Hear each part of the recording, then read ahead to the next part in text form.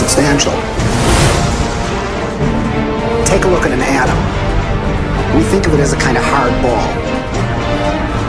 Then we say, oh, well, no, not really. It's this little tiny point of really dense matter right at the center, surrounded by a kind of fluffy probability cloud of electrons popping in and out of existence. But then it turns out that that's not even right. Even the nucleus, which we think of as so dense, pops in and out of existence just as readily as the electrons do. The most solid thing you can say about all this insubstantial matter is that it's more like a thought. It's like a concentrated bit of information.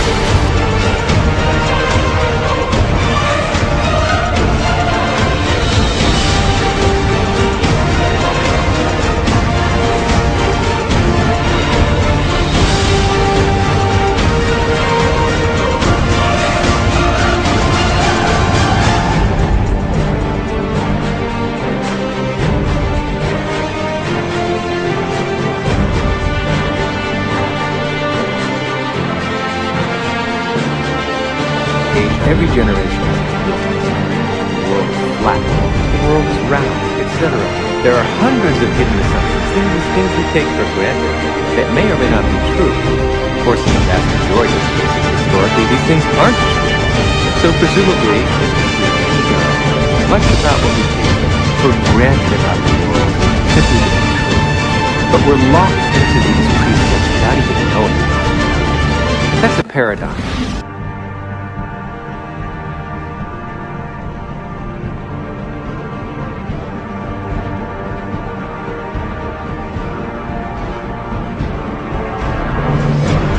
Scientific experiments have shown that if we take a person and hook their brains up to certain PET scans or computer technology and ask them to look at a certain object, and they watch certain areas of the brain light up, and then they've asked them to close their eyes and now imagine that same object.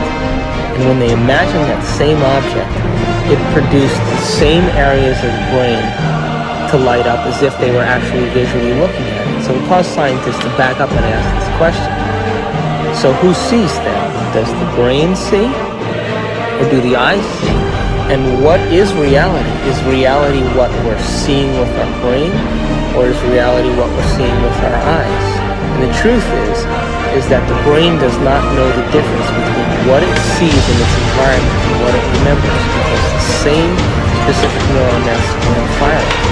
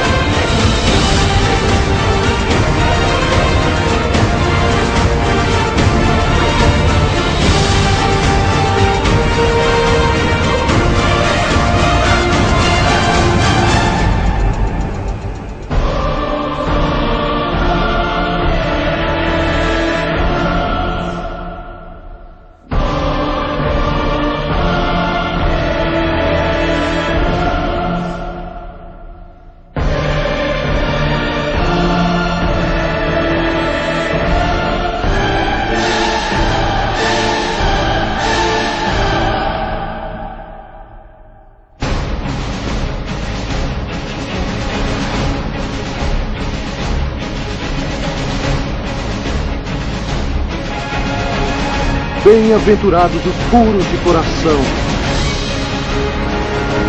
pois eles verão a Deus.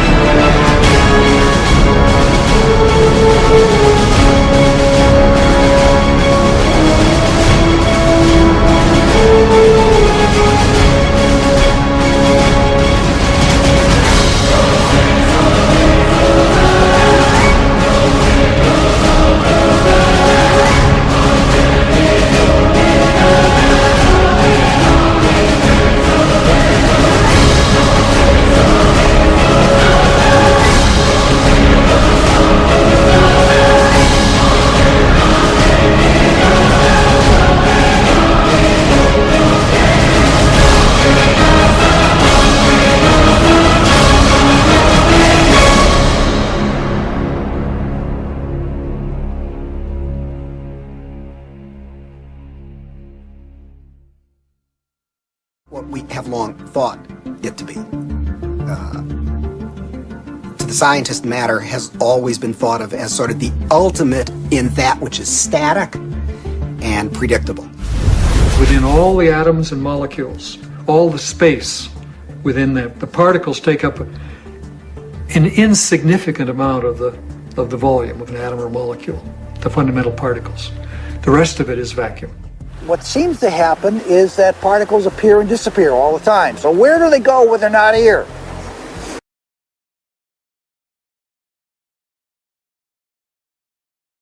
We create reality, or reality producing machines. We create the effects of reality all the time. As far as whether or not we're just living in a big holodeck or not, it's a question that we don't necessarily have a good answer to. I think this is a big philosophical problem that we have to deal with in terms of what science can say about our world, because we are always the observer in science. So we are still always constrained by what is ultimately coming into the human brain that allows us to see and perceive the things that we do. So it is conceivable that all of this really is just a great illusion that we have no way of really getting outside of to see what is really out there. Your brain doesn't know the difference between what's taking place out there and what's taking place in here. There is no out there, independent of what's going on in here. There actually are choices in the direction of how a life can go that are contingent upon small-level quantum effects not being washed out.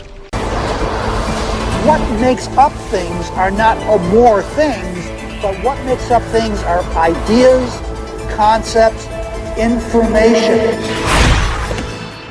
And like I said, it never touches.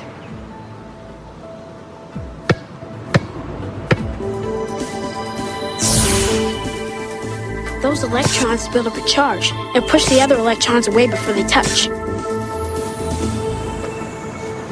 When you ain't looking, it's like a wave. When you are looking, it's like a particle. When you are not looking, there are waves of possibility. When you are looking, then there are particles of experience.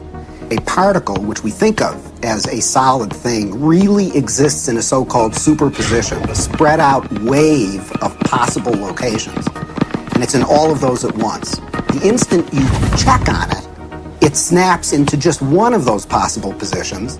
Quantum superposition implies that a particle can be in two or more places or states simultaneously.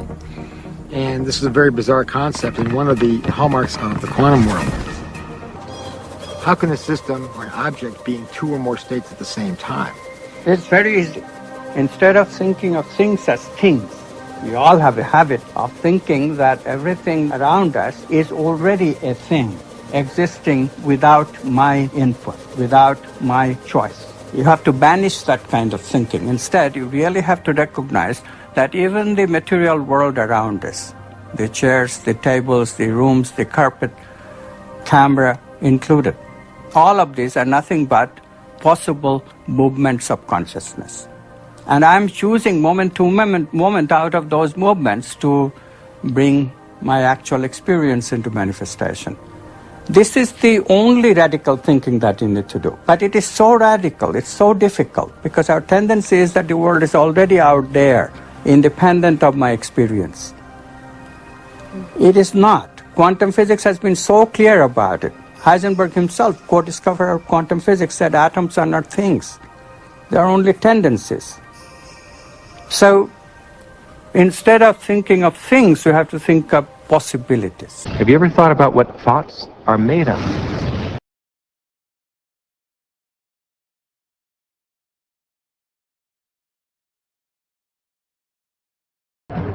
Se os cientistas entendem como essas coisas estranhas funcionam, eles podem colocá-las para funcionar em nosso dia a dia, revolucionando a computação moderna e talvez até permitindo que nos comuniquemos através do cosmos instantaneamente.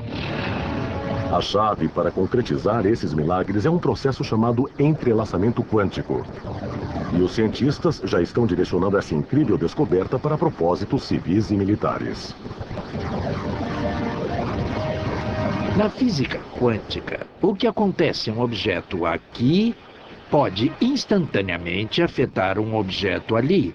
E ali pode ser a milhões de quilômetros. Funciona assim. Quando duas partículas subatômicas interagem, podem se entrelaçar, ou seja, seu giro, posição ou outras propriedades se ligam através de um processo desconhecido pela ciência moderna.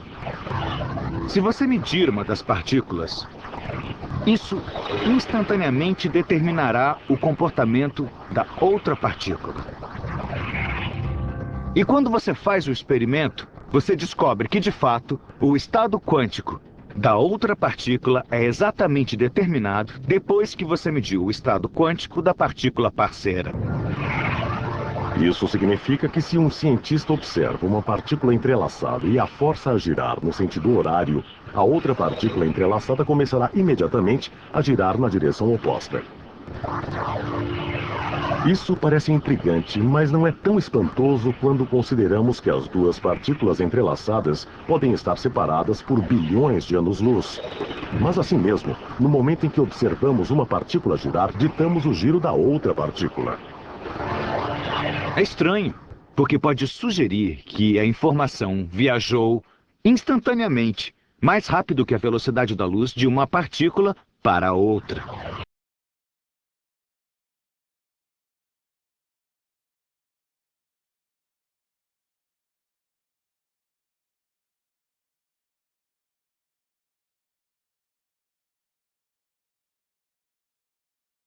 Pode ser difícil de acreditar, mas o universo microscópico fica ainda mais estranho. De fato, o experimento mais famoso na física quântica mostra como um objeto pode estar em dois lugares ao mesmo tempo. Um resultado que surpreendeu o grande Albert Einstein. Enquanto exploram o universo microscópico, os cientistas descobrem que é governado por regras muitas vezes incompreensíveis para aqueles que vivem no mundo normal. Nos menores tamanhos imagináveis, não só a informação parece viajar a velocidades maiores que a luz, como a observação humana parece decidir o que acontece.